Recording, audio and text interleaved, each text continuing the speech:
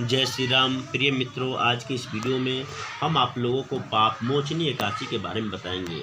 कहते हैं कि चैत्र मास के कृष्ण पक्ष की एकादशी को पाप मोचनी एकादशी कहते हैं, जो कि इस बार 5 अप्रैल 2024 दिन शुक्रवार को है तथा पारण जो है 6 अप्रैल 2024 दिन शनिवार को सुबह सुबह ही है। कहते हैं कि हमारे जीवन में कई बार जाने अनजाने में कई तरह के पाप हो जाते हैं, जिनके कारण हम लोग को बहुत सारे कष्ट झेलने पड़ते हैं, रोग व्याधि लग जाती है, यहाँ तक कि घर से लक्ष्मी भी चली जाती है। तो इस एकादशी व्रत को करने से हमारे जो भी पाप हैं वो कट जाते हैं, ऐसी हमारी शास्त्रों की मान्यता है।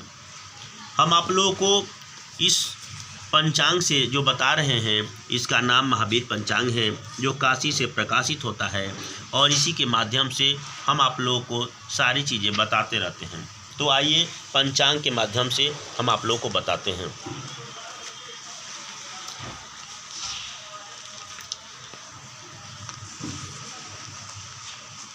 ये देखिए, इधर जो है आपको 26 मार्च से जो है 8 अप्रैल 2024 तक का विवरण है। श्री शुभ संवत 2080 साके 1945 चैत्र कृष्ण पक्ष है।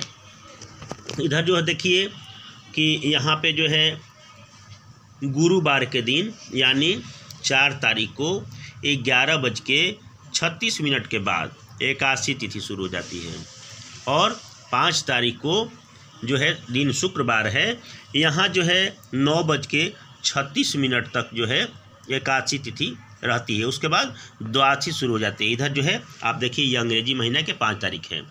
यहाँ जो है ये जो है 6 तारीख को प्रातः जो है 7:42 के बाद जो है द्वादशी तिथि समाप्ति हो जाएगी।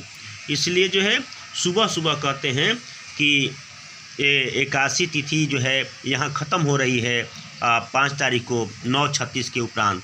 तो द्वादशी तिथि जो है आपको यहाँ 7:42 में ख़त्म हो जाएगी। तो आप सुबह सुबह पारण कर सकते हैं। ये देखिए शनिवार के दिन है और यहाँ जो है 6 तारीख है।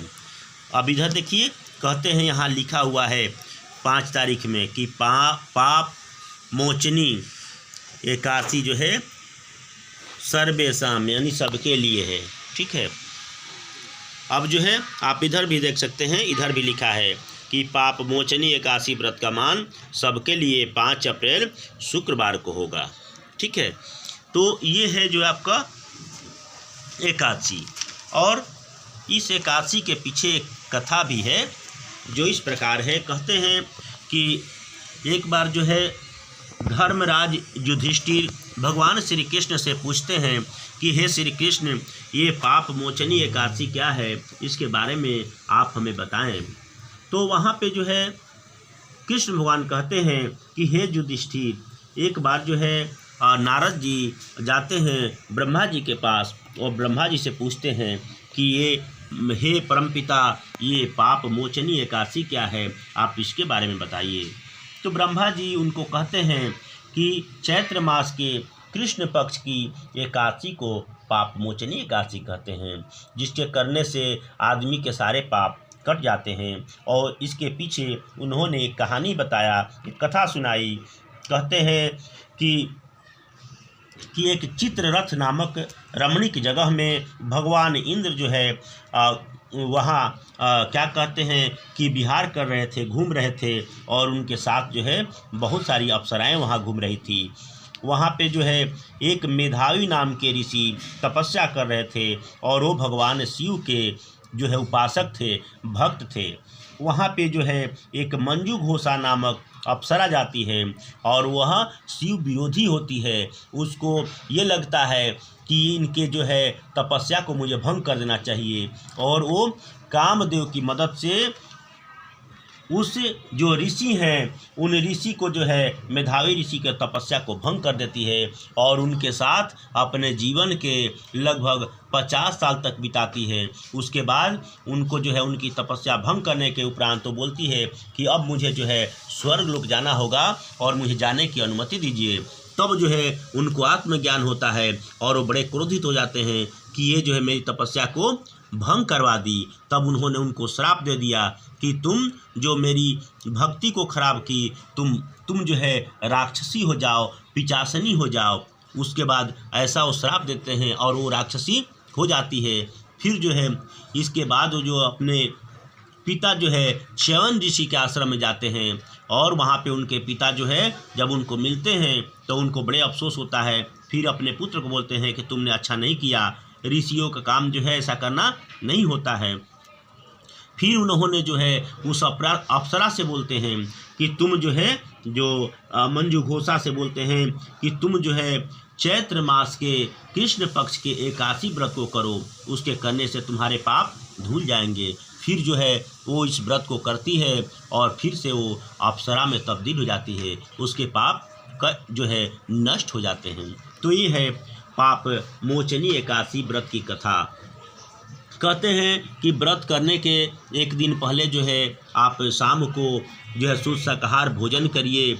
उस भोजन करने के उपरांत जो है आप रात को अपने मुख को अच्छा से साफ कर लीजिए और अगले दिन जो है सुबह जग करके नित्य क्रिया से निवृत्त होइए। अपने घर में गंगाजल का छिड़काव करिए और एक जो है चौकोर चौकी पे पीला कपड़ा डालिए, उस पर भगवान की जो भी प्रतिमा है, आपके घर में मूर्ति है, फोटो है, उनको विराजमान करिए। भगवान को जो है दूध, दही, घी, शहद, पंचामृत जो आपके सामर्थ्य के हिसाब से भगवान को स्नान कराइए। फिर गंगा जल से स्नान कराइए। भगवान का एक वस्त्र दीजिए। अपने सामर्थ्य के हिसाब से भगवान का भोग लगाइए और कोई मिष्ठान हो, ऋतु फल है, उससे भगवान को भोग लगाइए। उसके बाद जो है प्रसाद अर्पण करिए, लोगों को दीजिए। और कहते हैं कि भगवान विष्णु जी को तुलसी दल अति प्रिय है, इसलिए उनको जो है तुलसी पाता, तुलसी मंजरी जरूर अर्पण करिए। जो है किसी का निंदा मत करिए, निंदक के पास मत बैठिए और किसी का दिया हुआ एकादशी व्रत में नहीं खाना चाहिए।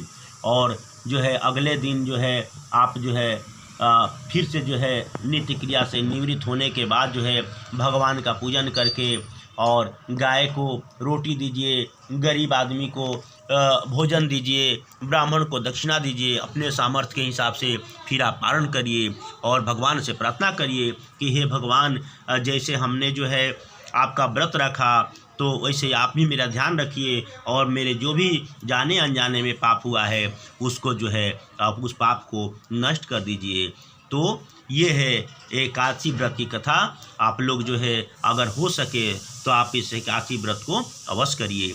आज के वीडियो में इतना ही और आगे मैं फिर एक नए वीडियो के साथ आऊँगा। तब तक के लिए आप लोग इस वीडियो को देखिए और वीडियो आप लोग को पसंद आए तो आप उसको लाइक करिए और शेयर करिए, सब्सक्राइब करिए। अगर आप लोग लाइक करिएगा तो समझ में आएगा आपको वीडियो पसंद आ रही है नहीं आ रही है।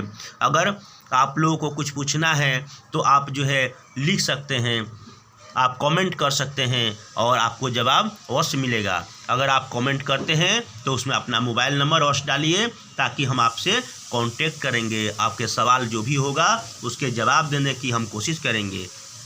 तो आज के लिए इतना ही। जय श्री राम।